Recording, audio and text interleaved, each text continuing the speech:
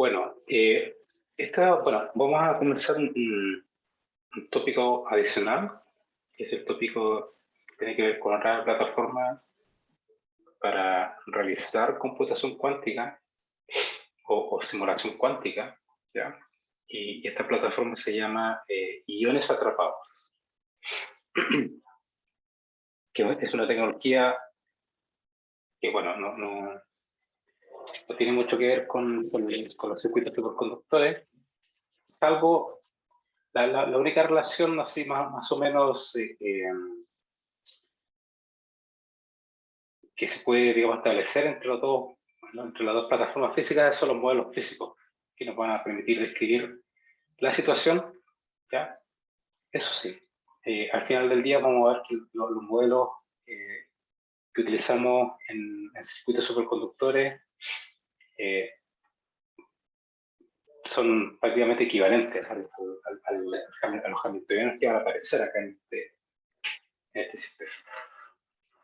Espera un segundo.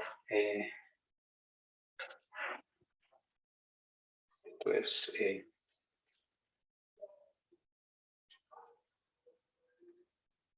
ya. Entonces, para la literatura, bueno, estas son notas que estoy actualizando. Digamos, esta parte del curso no lo había preparado el semestre pasado, de hecho, tema, digamos, de tiempo, pero al final estas notas las voy actualizando, así que se las voy a ir mandando cuando tenga una actualización correspondiente. La literatura de para esta parte del curso, aquí hay un libro que se llama A Short Introduction to Quantum Information and Quantum Computation. Este es Michel Lebelac. En particular, la página que discute el tema de iones atrapados está en la página 144, perdón, 114. Y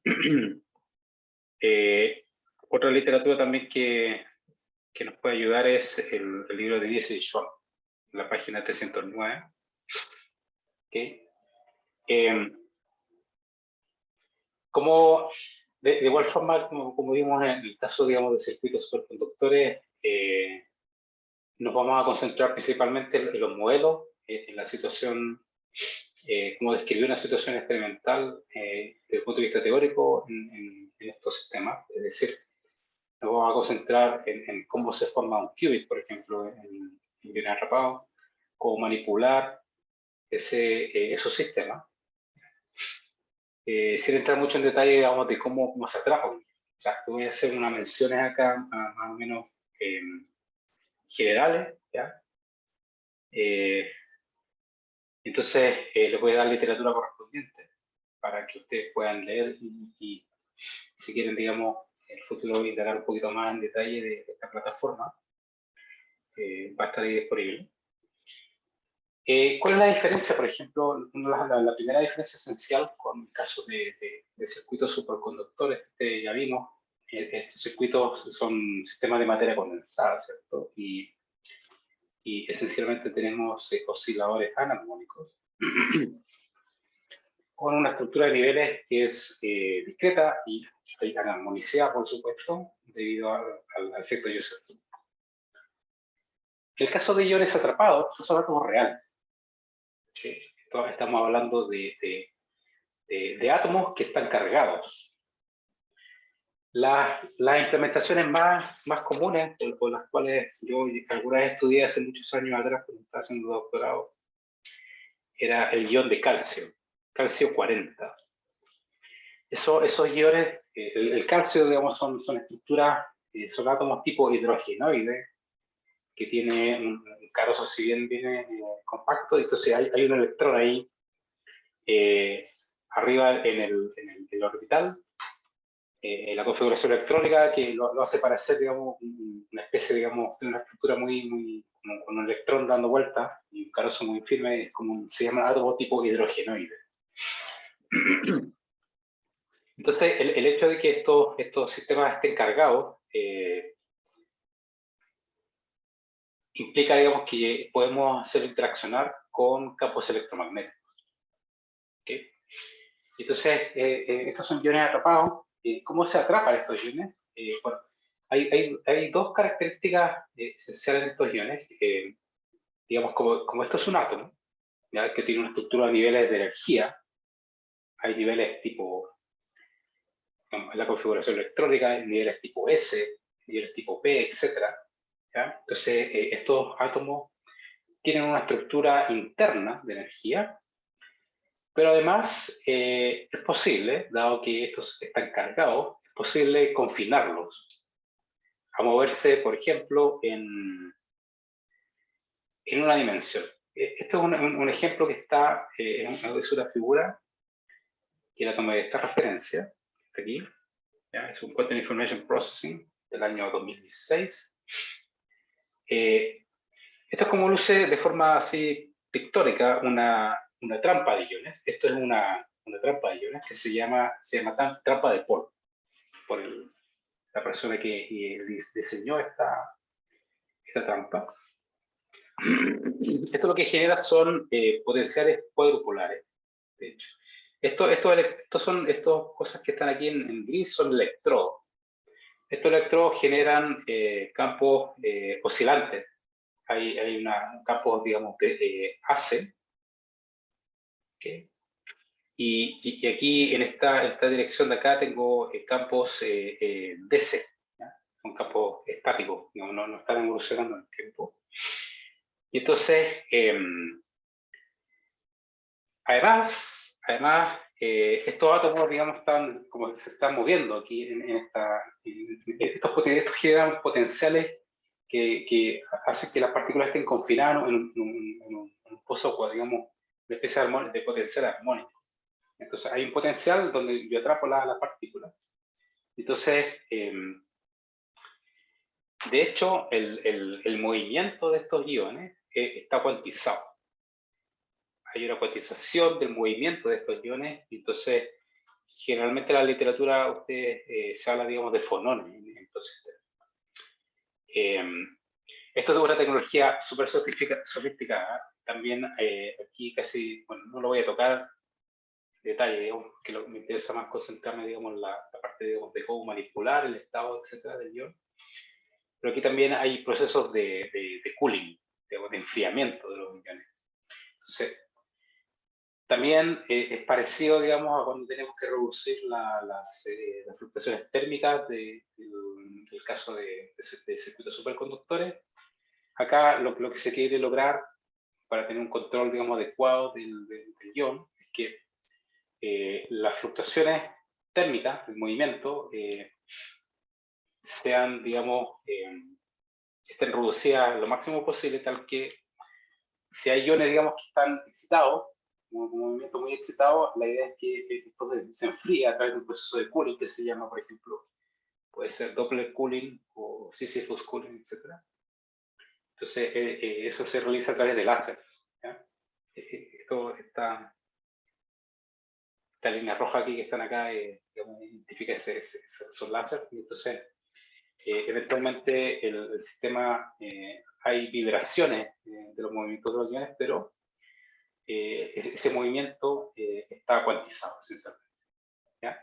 Entonces, después vamos a ver que hay una escala de energía característica para las vibraciones, y entonces, para eliminar ruido térmico, entonces lo que tenemos que lograr es que la energía característica de esas vibraciones tenga que ser mucho mayor que la temperatura, ¿ya? Para poder, digamos, cuantizar. Y digamos que es exactamente, esencialmente, que el movimiento del ion esté cuantizado. Estos iones, de hecho, se pueden visualizar. Aquí hay cámaras especiales para, digamos, que estos iones, digamos, emitan radiación. Y entonces, esto es lo que se registra en una cámara. Esta sería la imagen de un ion atrapado, digamos, que está en esta etapa, entre 1, aquí hay 2, aquí hay 3, etc. Y entonces, estas son fotos estáticas, pero estos iones en realidad hay modos de vibración aquí, colectivo, en esta trampa. ¿Ya? De hecho, se puede calcular, por ejemplo, cuáles son las distancias, estas distancias que hay aquí, a través de del análisis del potencial que experimenta en general estos iones atrapados. Porque ustedes se imaginarán que si cada uno de estos iones está cargado, entonces aquí hay una interacción de Coulomb, de hecho. Hay una interacción repulsiva entre los iones, y la trampa, como los confina, entonces hay ese movimiento. Se puede calcular estas distancias, etc. Bien, bien interesante, digamos, la parte de tecnología, no es trivial, por supuesto. ¿Ya? Estas son las trampas que yo estudiaba hace un montón de años atrás, en el año 2000. Hace muchos años. Hay muchos experimentos que se hicieron, sobre todo en Innsbruck, en la Universidad de Innsbruck, del grupo de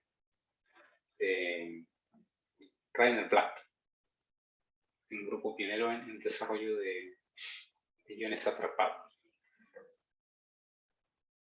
¿Profe? Sí. Tengo una preguntilla. ¿Cómo yo también los manipulo los iones con el campo para generar estos modos de vibración, de movimiento colectivo? No, aparte hay el láser, después voy a explicar eso, pero hay también, como estos iones tienen un momento dipolar, entonces los puedo acoplar dipolarmente con un campo electromagnético. Ah, ya que. Y ese campo electromagnético, que va a haber interacción radiación-materia, te va a permitir manipular el estado cuántico de estos iones. Entonces, o sea, el mensaje acá es que este sistema físico hay grado de libertad interno, o sea, hay niveles de energía interno, y además hay vibraciones, hay fonones. Entonces, en alguna parte de mis modelos van a aparecer cosas con alága A, H barra omega alága A, un oscilador armónico. ¿Ya? Ah, ok, entiendo. Gracias, profe. Ya. Esta figura la tomé de un libro que se llama Fundamentals of Quantum Computing, que se lo recomiendo, bastante interesante. Y bueno, ustedes van a echar un vistazo y le pasé las notas. Esto ya son cosas más sofisticadas de trampas de iones nuevas, son como coplanares, parecido al lo que se ven en circuitos superconductores. También hay electrodos que te permiten confinar los iones, digamos, a lo largo de una dirección en particular. ¿Ya? Y también te permite, digamos, hacer interaccionar estos iones con campos electromagnéticos en general. ¿Ya? Estos son iones de calcio 43, por ejemplo, en estos casos. Hay toda una familia, digamos, de iones que se pueden utilizar para hacer simulación cuántica, computación cuántica. De momento, o sea, en un par de clases más adelante, cuando venga el profesor Albarrán a hacer clases, vamos a intentar, digamos, visualizar los distintos tipos de iones que se pueden utilizar, por su estructura de niveles de energía, ¿no? En general. Pero a la larga, en una versión simplificada, como estamos haciendo en este curso, vamos a ver que al final del día la manipulación de estos iones, yo sé de paso que se pueden hacer manipulación individual de los iones, es una cosa bien interesante. Los modelos matemáticos que nos van a permitir describir eso son análogos al caso de, digamos, es un caso, digamos, de interacción radiación-materia, esencialmente. ¿Ya? Muy parecido a eso. Yo sé que aquí Franco está haciendo el curso de óptica cuántica, entonces tiene una visión así, creo, me imagino que habrá visto ya interacción radiación-materia, ¿no, Franco? Sí, profe, discutimos el modelo de James Cummings y el de Rabi, con el profe de Retamal. Ya, no sé si los demás han visto alguna vez un detalle así de interacción radiación-materia, desde el punto de vista así semiclásico o cuántico. Yo no, profe. Y Yerko, Danilo, por cuál. A lo más vimos radiación en Electro 2, pero era una visión clásica. Ya. Ya, ok, no se preocupen. Aquí vamos a introducir, digamos, no con tanto detalle, pero vamos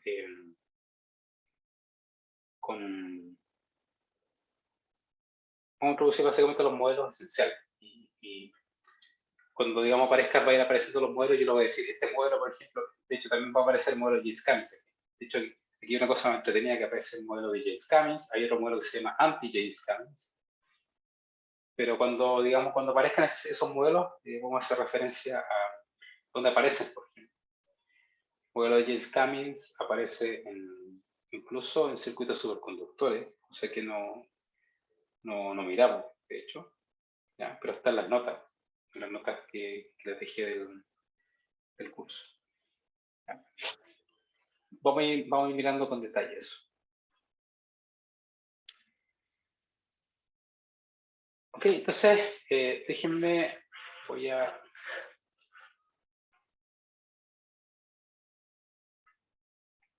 abrir por aquí un...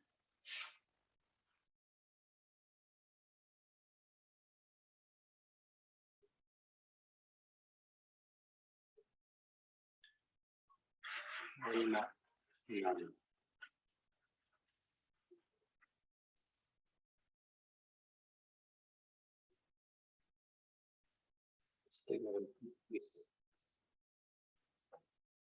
ahí está la nota. A ver si podemos escribir.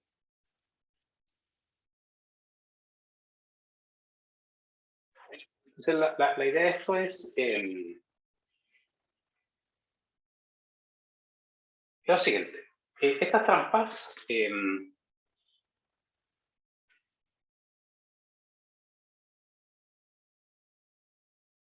iones atrapados.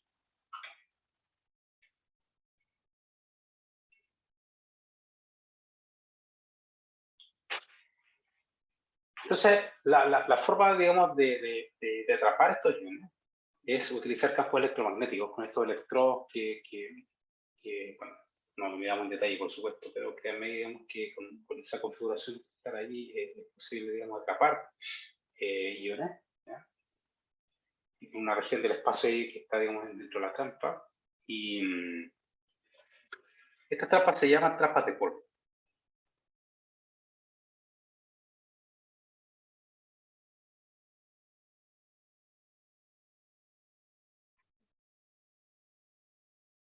O Paul traps en inglés. Y estas trampas permiten confinar entonces los iones y resulta que desde un punto de vista así, digamos, efectivo, tengo un resultado neto.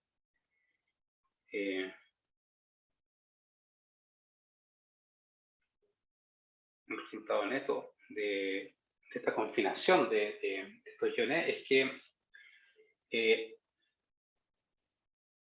en general podemos introducir aquí un potencial. Esto va a generar una especie, digamos, de potencial cuadrático. Es como si ustedes tuvieran un pozo potencial en 3 dimensiones, ¿ya? Y entonces los átomos, los iones caen dentro de ese pozo potencial, que es una especie, digamos, de paraboloide, en este caso, en 3 dimensiones en general. Entonces, esencialmente, los iones que tienen una masa m, entonces el potencial que aparece aquí es un potencial tipo oscilador armónico. Estos iones, en teoría, se pueden mover según el eje X. Entonces, uno le puede asociar una frecuencia de oscilación en el eje X. Entonces aparece el X al cuadrado acá. El potencial, digamos, este sería el potencial cuadrático según el eje X. También aparece un pozo potencial en omega i, digamos, la coordenada y, y a su vez, en teoría también hay un confinamiento, digamos, en el X. Entonces, una cosa potencial tridimensional, en esa estructura. Y en este caso, aquí m es la masa del ion.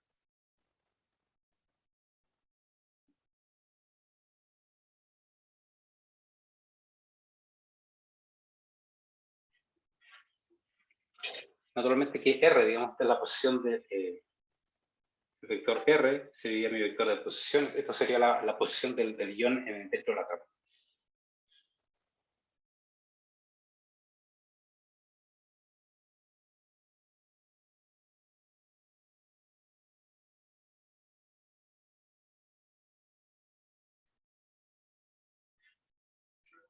Dentro de la trampa.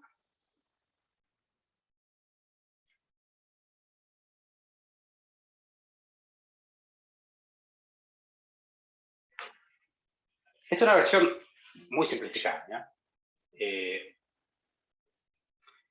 Pero digamos desde el punto de vista neto, lo que se observa, digamos, es que el ion está confinado a moverse en esa potencia. ¿Ya? No es una partícula libre, ¿no? No es una partícula que se esté moviendo, sino que está confinada en un potencial cuadrático, esencialmente. ¿Ya? Y en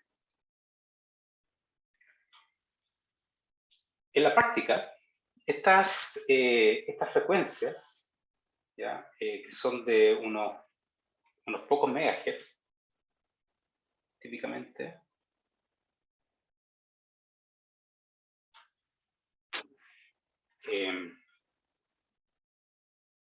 las frecuencias de oscilación, ¿ya? Son unos pocos megahertz.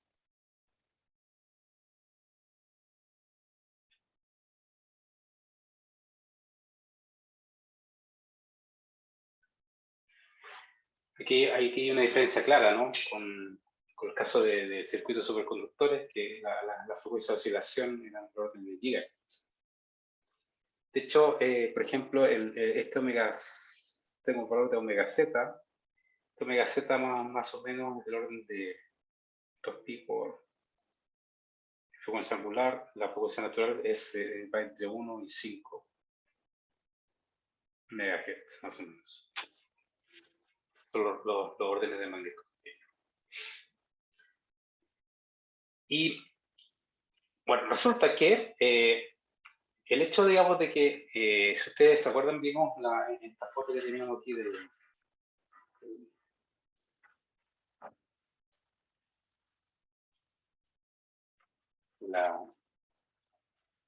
esta trampa. Se dan cuenta que esto es como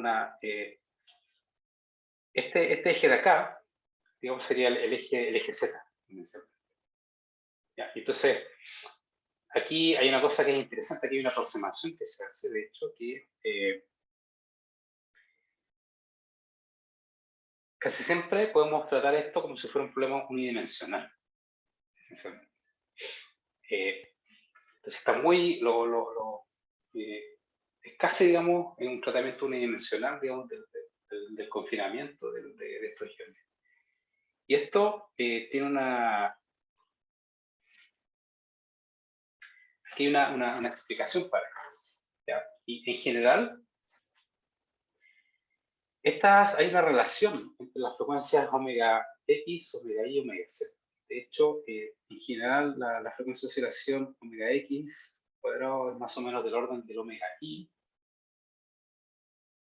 Estas frecuencias son mucho mayores que la frecuencia omega Z. Entonces, ¿qué es lo que quiere decir esto? ¿Ya? En esta trampa ocurre, digamos, este tipo, digamos, de configuración.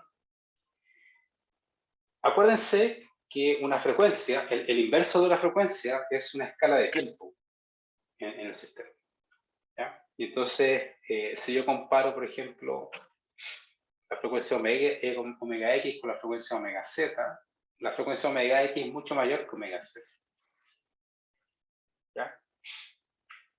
Y entonces, eso quiere decir que si la escala temporal, ¿ya? Si yo tomo el inverso, quiere decir que la escala de tiempo a la cual ocurren los efectos en el eje X es mucho más rápida que la escala a las cuales ocurre la dinámica, digamos, en el eje Z. ¿Okay? Entonces, esto es una especie, digamos, no una aproximación de onda rotante, sino que se llama una aproximación vibracional. O sea, el sistema siempre nos vamos a focalizar en el sistema cuando tiene una respuesta más lenta, ¿ya? Donde podemos hacer, digamos, una manipulación del sistema cuántico.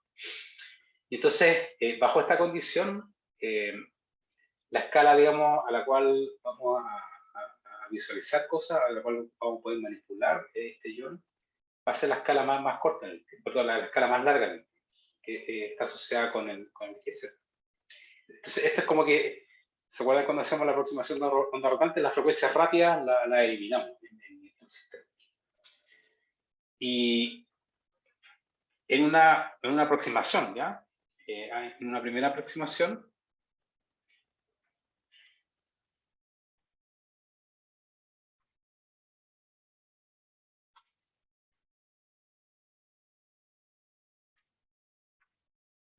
lo que podemos decir es que podemos tratar esto como si fuera un problema unidimensional, solamente con un potencial, digamos, confinando según el eje Z.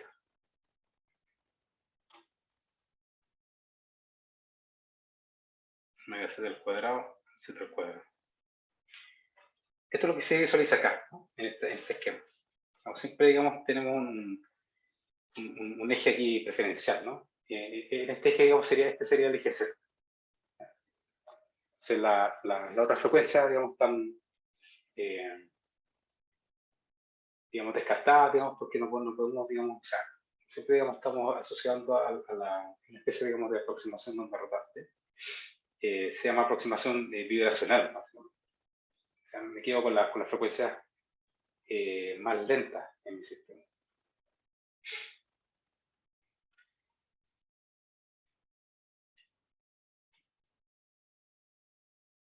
Esto simplifica bastante la situación, ¿ya? Porque entonces los iones atrapados esencialmente son partículas que tienen una masa y que están confinadas en un potencial cuadrático, ¿ya?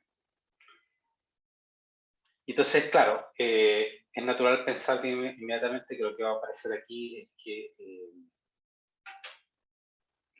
digamos, el movimiento del ion va a estar cuantizado. Entonces, supongamos que vamos a tratar el problema en donde tenemos, de momento, un solo ion, para hacer la cosa mucho más sencilla todavía. O sea, el tratamiento con muchos iones también se puede hacer, pero allí hay que empezar a hablar, digamos, del centro masa, digamos, de la cuantización del centro masa, etcétera, o la coordenada relativa. Entonces, de momento, consideramos que tenemos un solo ion, o sea, el número de iones es igual a 1. Entonces, el hamiltoniano, ¿ya? Que describe esta situación, como el ion tiene una masa, entonces tiene un momento asociado. Entonces, en general, en esta dimensión según el eje Z, voy a tener un hamiltoniano de este estilo. Esto sería la parte cinética. El momento al cuadrado, más el potencial donde estoy confinando este ion, que sería este potencial cuadrático.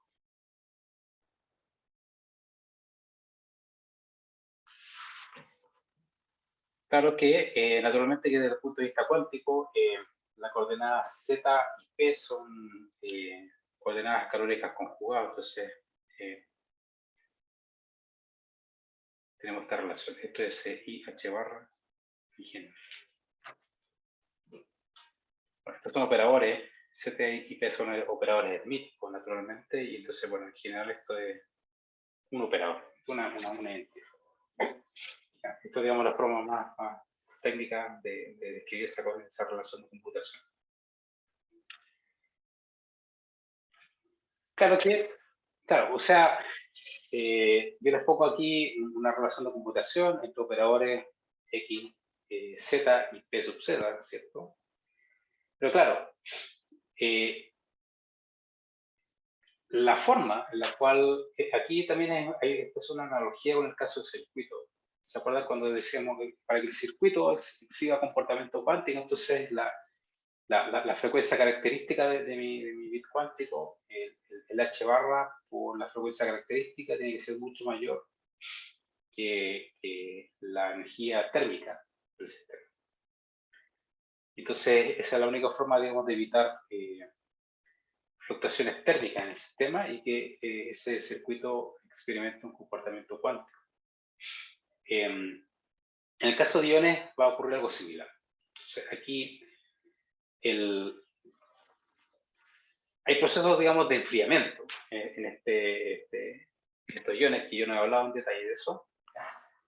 Y esos procesos de enfriamiento, bueno, baja la temperatura del ion de tal forma que se satisfaga esa condición. Es decir, en general, para que el movimiento del ion esté cuantizado, ¿ya? Entonces se tiene que satisfacer con esta relación. K de Boltzmann por T. ¿Ya? Y entonces, ¿cómo se logra esto? Con procesos de Cushing, de enfriamiento. El más típico es Doppler cooling. Y ese Doppler cooling se logra con láser. Lo típico es que uno tiene un ion, uno le pone un láser propagando, se propaga en esta dirección, otro en esta otra dirección. Entonces los iones se mueven y los láseres empujan al ion hacia acá y el otro lo empuja hacia acá, de la forma que se va eliminando la excitación de los iones que están muy excitados, de tal forma que esto va reduciendo la temperatura, el movimiento esencialmente. La temperatura está asociada con el movimiento, entonces voy reduciendo el movimiento de los iones, voy reduciendo su temperatura tal que logro esta condición para que el movimiento del ion esté cuantizado y digamos, pueda escribir esta relación de conmutación. Pero desde un punto de vista efectivo, esto es, ¿qué es lo que es esto? Esto es un hamiltoniano de un oscilador armónico.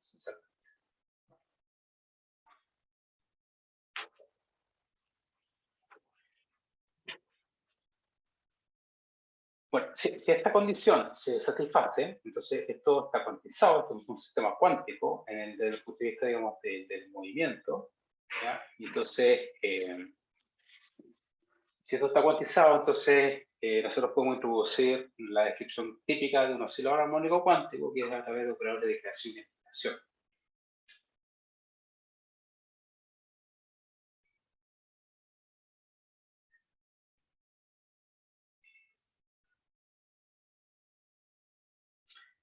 Operadores de creación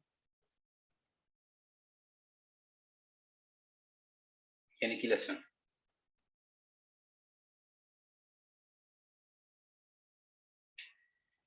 Pero fíjense que, bueno, el operador de aniquilación lo puedo escribir como M omega z dividido en 2 h barra. Esto le va a un medio. Aquí tengo z más i p sub z dividido por m omega z. Ese es el operador de aniquilación y el operador de creación es similar, salvo que le hay que poner un menos i. Recordemos que z y p son hermíticos.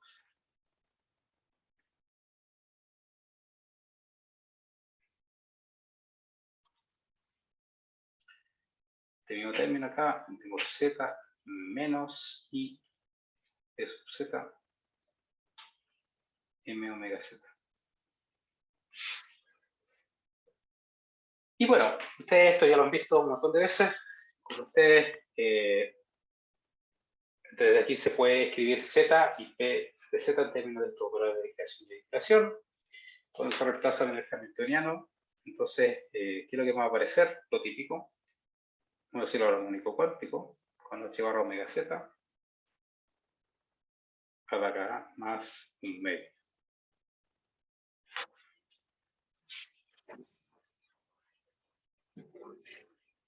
La pregunta que nos hacemos acá es ¿qué representan las excitaciones de este oscilador armónico cuántico? Porque, claro, esto es el movimiento, ¿no? Es el movimiento del ion que está cuantizado. Entonces, aquí, bueno, no hay luz. Entonces, aquí las excitaciones de este sistema se denominan fonones.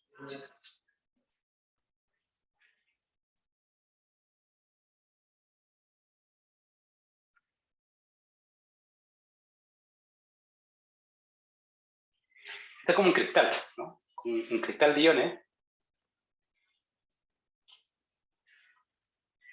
Esto es como si fuera, una estructura cristalina, naturalmente, pero es un sistema ordenado, digamos, de iones, como los iones de los núcleos, están vibrando, pum, pum, pum, y eso es, se le puede asociar excitaciones, ¿ya? Debido al comportamiento cuántico que va a tener este sistema, y esas excitaciones se denominan fonones, ¿ya? Se entiende más o menos la idea que estamos discutiendo aquí, ¿no? ¿Tienen alguna pregunta de momento?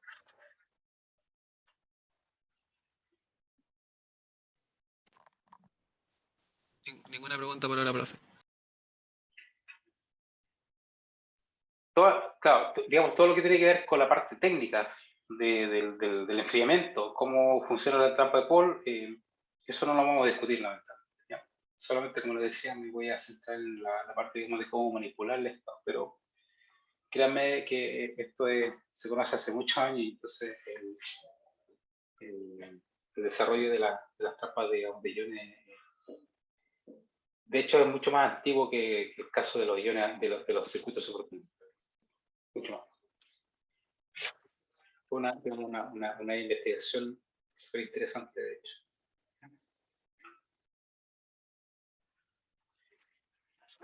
Fíjense que en estas amplitudes, por ejemplo, si ustedes desde acá, desde estas ecuaciones que tengo para el operador de creación y aniquilación, podemos determinar el...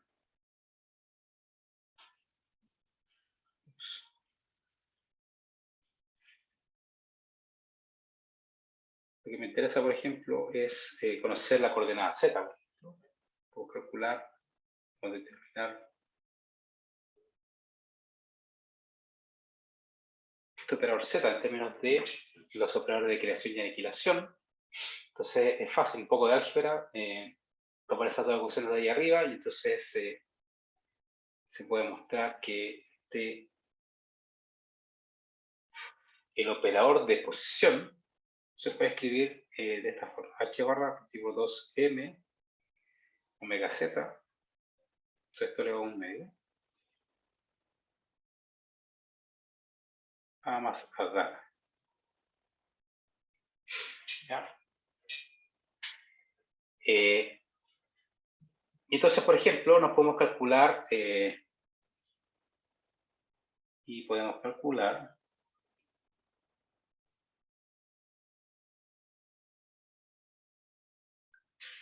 las fluctuaciones de la posición en el estado fundamental.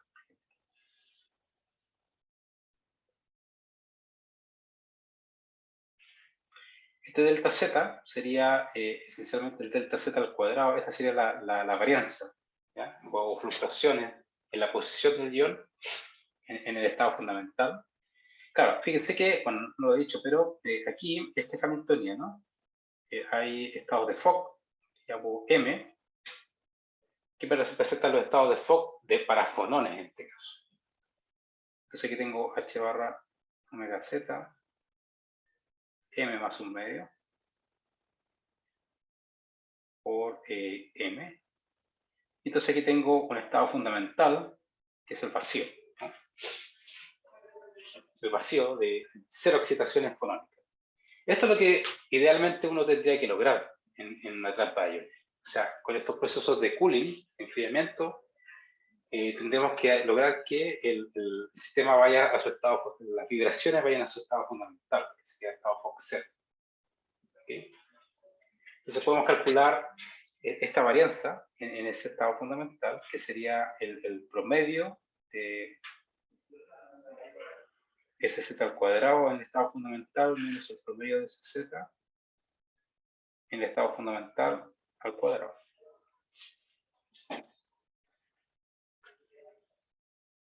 Si nosotros tomamos, calculamos el promedio de la posición Z en el estado fundamental, significa esto, ¿no? O sea, el promedio del sándwich del estado Fox 0, ¿no? Del operador Z. Y esto es 0, ¿no? Es claro que esto es 0 porque el operador Z tiene que ver con A más a daga, y cuando hago el sándwich de cualquier estado de Fock, bueno, me va a dar 0, muy sencillo.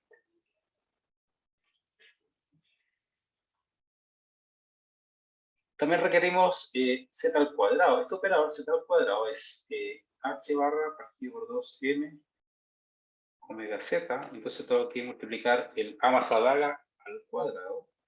Y acuérdense que, bueno, aquí no lo dejé, pero naturalmente que aquí hay una relación de conmutación bosónica, ¿no? Esa a más a daga es igual a una identidad. Entonces, cuando haga z al cuadrado, tengo que respetar, digamos, el orden de a y a daga. Entonces, esto me va a dar a al cuadrado, a más a daga, más a daga a, más a daga al cuadrado, ¿no? Entonces, tendríamos que calcular el valor esperado de ese z en el estado fundamental, que sería esta cantidad.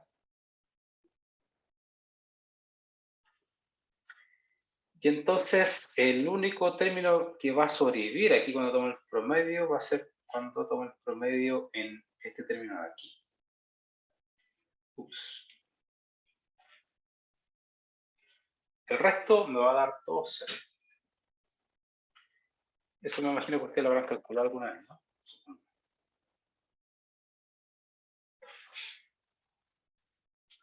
Y el término que sobrevive aquí es justamente h barra partido 2m omega z, que es justamente la amplitud. Es como la amplitud, usted que llamar amplitud RMS del operador Z. Esto implica entonces que las fluctuaciones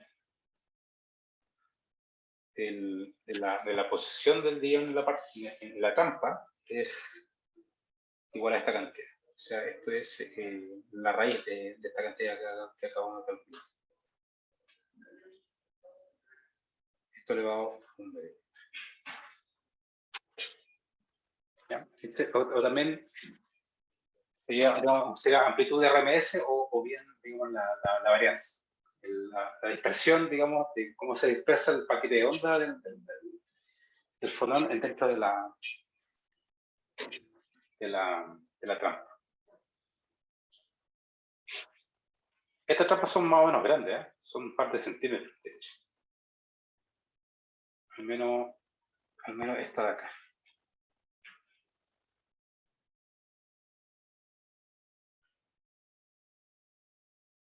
No sé si se aparece por aquí. No. No aparece exactamente la dimensión de la trampa. Pero son trampas grandes. Un par de centímetros. No un metro ni nada, pero un par de centímetros, digamos, de trampa.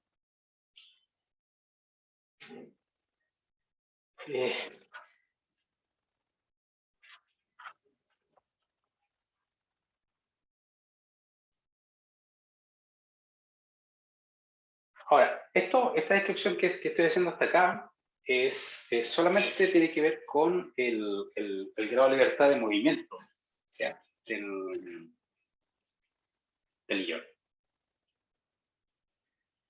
Pero en esta descripción, por ejemplo, no estoy tomando en cuenta el hecho de que el ion tiene una estructura de niveles internos, ¿ya? Entonces, en general, uno puede hacer una representación así como histórica de la situación.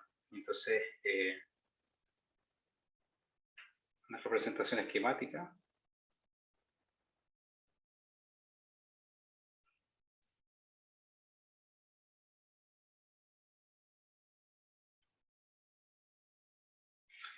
sería algo así como, tengo un potencial, sería mi potencial de oscilador armónico. Entonces aquí tengo un ion, y este ion tiene una estructura de niveles internos.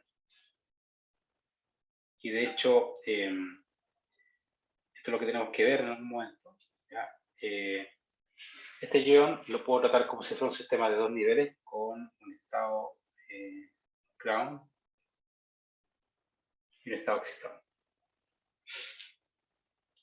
Y a este ion lo podemos manipular con un láser.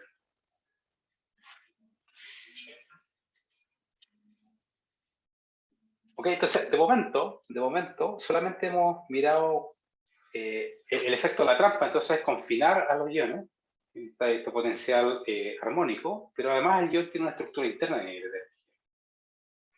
¿Ya? Entonces,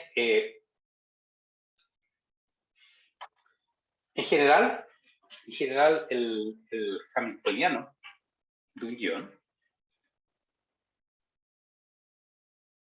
va a tener la siguiente forma.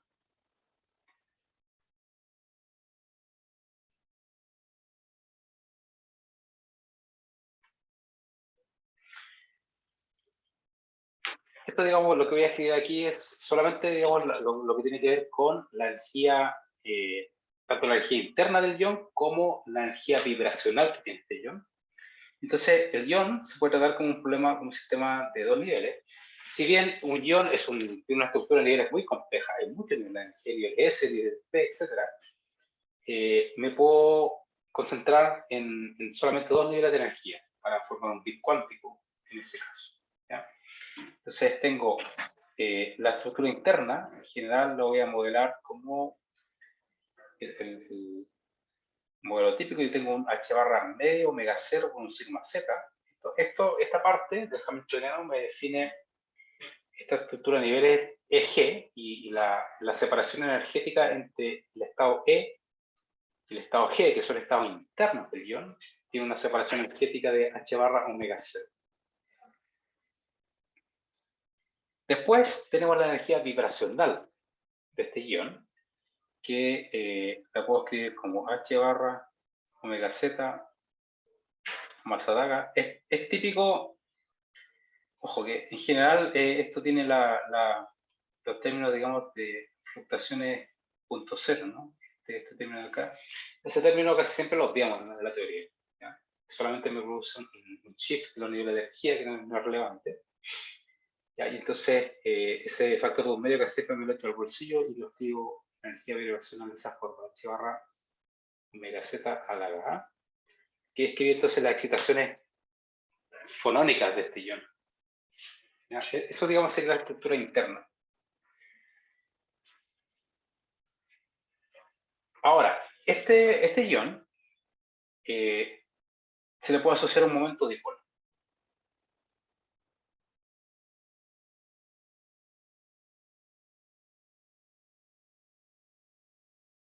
Un momento dipolar. Vamos a denominar P. ¿Ya? Entonces, si yo tengo un dipolo eléctrico y yo le pongo un campo eléctrico, por ejemplo, supongamos que este láser que tengo aquí es un láser externo, es un campo eléctrico externo que depende de la posición del ion. Voy a escribirlo un poquito más acá.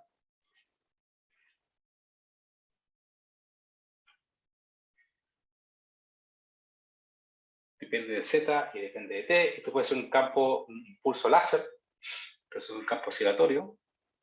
Esto tiene una cierta amplitud, que voy a llamar es 1. Una polarización, supongamos que esto está polarizado según el eje X. Esto es una simplificación, ¿eh? Que puede estar polarizado en cualquier dirección. Ya, pero para simplificar un poco la discusión, supongamos que está polarizado según el eje X, entonces tengo aquí un coseno de el momento K por Z menos una frecuencia de oscilación por T más una fase. Y entonces, aparte, digamos, de la energía interna que tiene este ion por la estructura de niveles, aparte de la energía de las vibraciones fonónicas de este ion, también vamos a tener una interacción dipolar acá.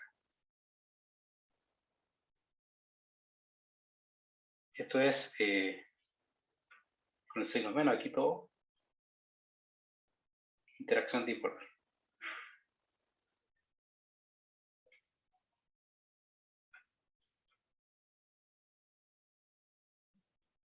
Esto me imagino que lo habrán visto en sus cursos de electromagnetismo, ¿no? Bueno. Sí. En electro, sí.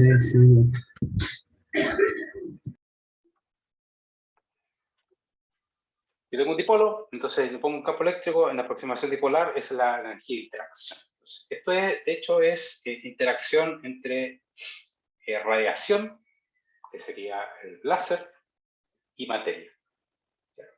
Entonces, esto es un campo clásico, es un láser clásico. ¿Ya? Está escrito a través de una función, un impulso, digamos, que tiene esa estructura de ahí. ¿Ya? Y entonces, lo que podemos hacer es lo siguiente. Este es hamiltoniano, en donde tenemos la parte de h barra medio omega 0, que es la estructura interna del ion, la energía interna del ion, más el h barra omega z a la a. Entonces, voy a reemplazar el campo eléctrico ahí. Entonces tengo menos p.x es 1 coseno de k por z menos omega por t más phi. Ya, y entonces el momento dipolar lo voy a escribir en la base de autoestados de los niveles internos de energía. Esto lo voy a llamar, esto de aquí es la componente X del momento dipolar. ¿Ya? Eso es X. Estoy proyectando, ¿no? Porque X tongo, digamos, es el vector unitario según el eje de X. Entonces estoy tomando la componente X del momento dipolar. Y esta componente X la voy a expresar en términos de los estados de energía del ion. O sea, uno se motiva en I y en J, y aquí tengo un proyector I, E sub X, JJ. Y entonces el I y el J barren desde G hasta E.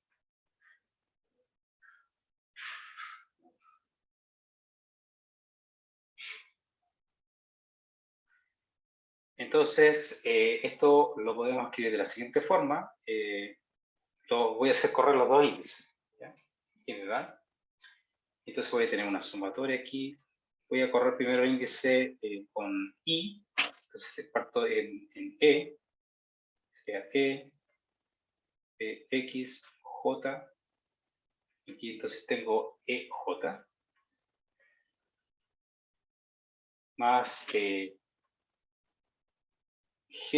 sub X, J, GJ.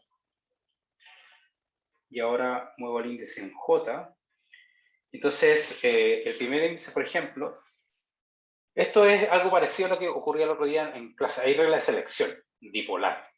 ¿Ya? Y entonces, el dipolo, por ejemplo, la componente EE del dipolo eléctrico es 0. No hay digamos, no hay, digamos, una componente. El dipolo eléctrico solamente va a tener componente, digamos, fuera del elemento de matriz. Entonces, por ejemplo, la componente EE, los términos diagonales, por ejemplo, esto es típico que ocurre en átomos reales. Esas componentes son 0, las únicas que sobreviven son las componentes, los elementos fuera de la diagonal. Entonces, en general voy a tener algo así. Entonces me queda aquí un eje. Esto es un G, PX, E, G.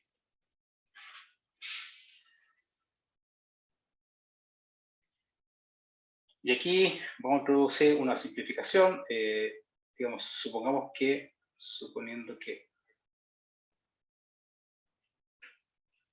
estos elementos de matriz son iguales, esto, digamos, no tiene ninguna...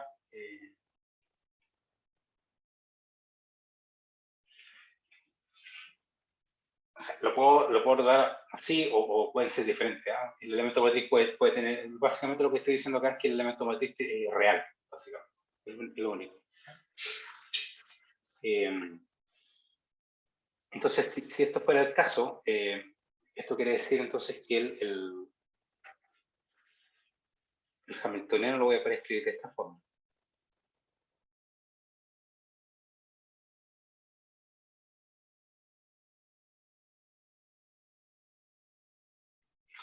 Entonces tengo menos el elemento matriz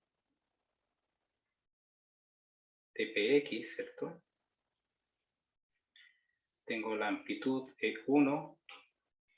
Entonces, fíjense que esto lo puedo factorizar. Esto lo factorizo y esto lo factorizo. Entonces me queda el proyector EG más GE, que sería la matriz de Pauli sigma X.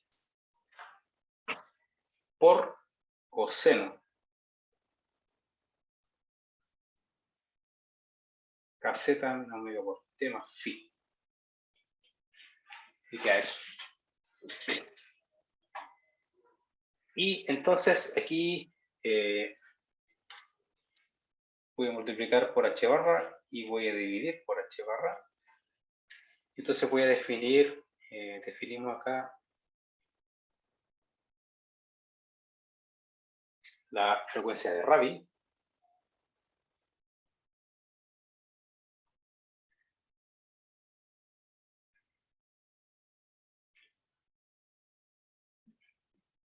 Omega es igual a este elemento de matriz por la amplitud del campo dividido por h barra.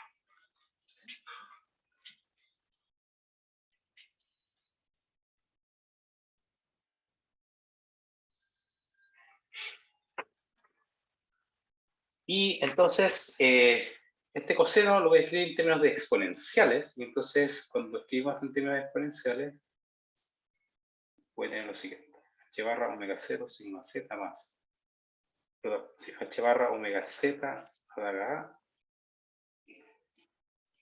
más un término que es, perdón, menos h barra omega con medio sigma x, ¿cierto? El medio viene porque el coseno lo escribo como, lo voy a escribir como exponencial. Tengo e a la i k por z, e a la menos i omega por t más phi, más e a la menos i k por z, e a la i omega t más phi. Voy a tener eso. ¿Ya? Y entonces el z, fíjense que aquí hay una cosa curiosa. El z, acuérdense que es la posición del guión en la trampa. Entonces ese z está cuantizado. ¿Ya? Este z, recordemos, el z es igual a la varianza, esta dispersión, digamos,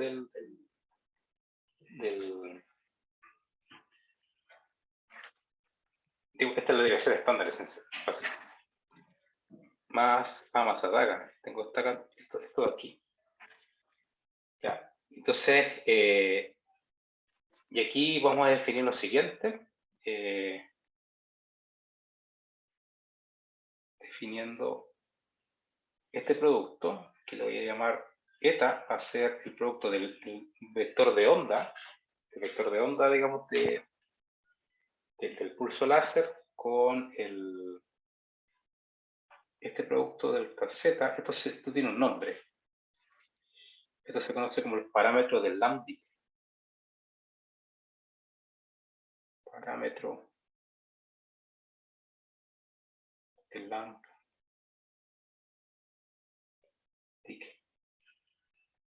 Este parámetro es importante. Lo vamos a discutir después, ¿ya?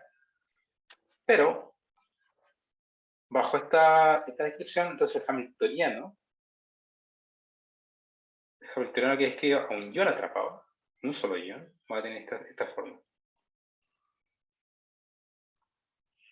Más h barra omega z ataca a menos h barra frecuencia de Rabi dividida por 2 sigma x. Y entonces tengo e a la i eta a más adaga. Fíjense que este es el exponencial de un operador, ojo. E a la menos i omega t más phi más el mítico conjugado. Esa es la forma que tiene el hamiltoniano ahora del ion atrapado. En general, ¿ya? Entonces, esto es la parte interna, o sea, el h barra omega 0 tiene que ver con la estructura interna, los niveles de energía interna del átomo, es un ion, en este caso. El segundo término es la cuantización de las vibraciones en el movimiento del ion, debido al confinamiento de esta trampa de Paul. Y el último término es la interacción con el campo, con el pulso láser. Pero, ojo, que aquí hay una cosa nueva, imagino que ustedes nunca habrán visto esto, pero aquí aparece el hecho de que la posición del ion está cuantizada, entonces aparece aquí una exponencial de un operador A más A.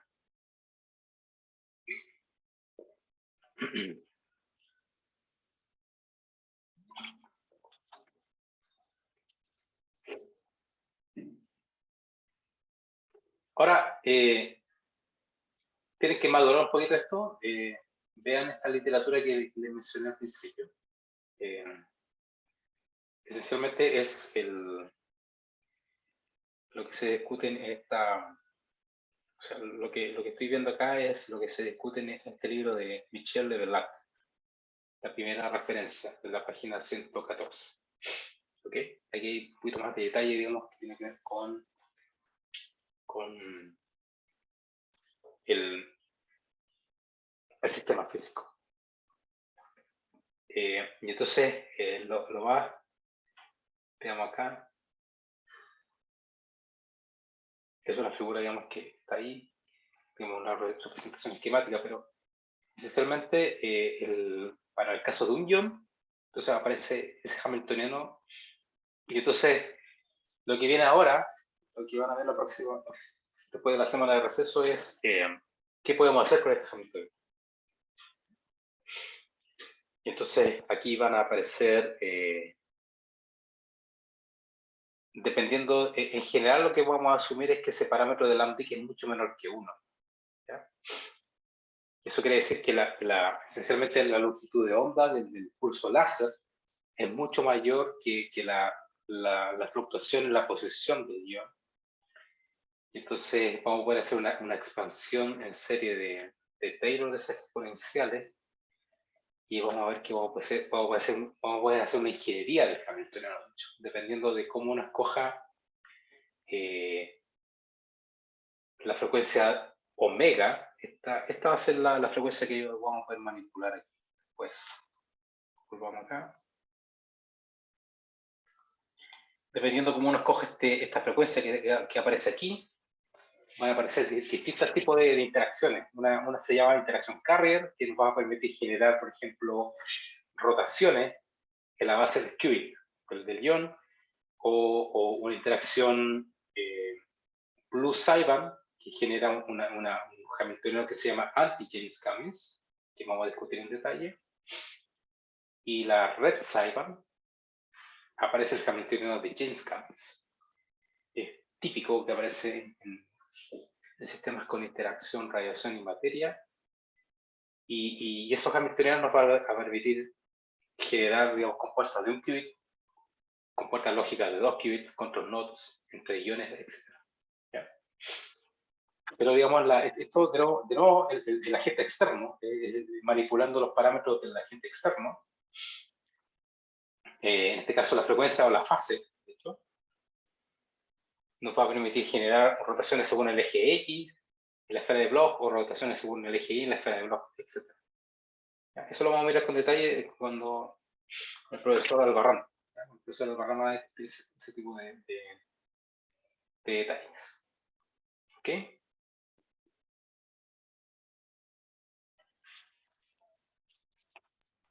Esta es una tecnología que absolutamente, o sea, no tiene nada que ver con lo que habíamos estado discutiendo de momento en el caso circuito. Estamos trabajando con átomos reales. ¿Okay?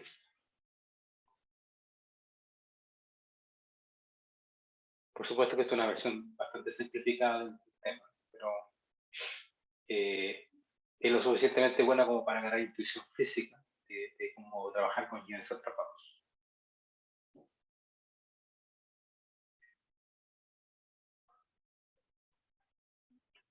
De momento no sé si tienen alguna pregunta. Hasta aquí. Yo por lo menos no, profe. No, profe.